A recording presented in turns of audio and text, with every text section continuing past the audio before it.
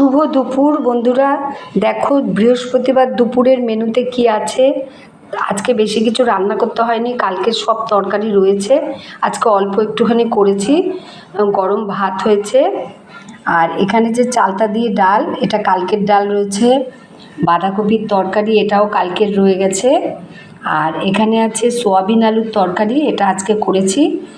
আর এখানে আছে ট্যাংরা মাছ, এটাও কালকের মাছ রয়েছে। আর এটা আছে ইলিশ মাছ। ইলিশ মাছ এতদিন বড় ইলিশ মাছ খেয়েছি, এখন ছোট ইলিশ মাছ খাচ্ছি। বললো খুব স্বাদ, সত্যি খুব ভালো মাছটা।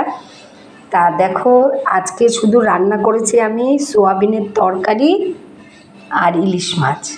আর এইগুলো দেখো সব কালকের ডাল, বাঁধাকপির তরকারি আর ট্যাংরা মাছ, এগুলো সব কালকের। তাহলে আজকে এটুকুই। সবাই ভালো থেকো, সুস্থ থেকো। যদি এই রান্নাগুলো ভালো লাগে একটা লাইক, কমেন্ট, শেয়ার করো। টাটা।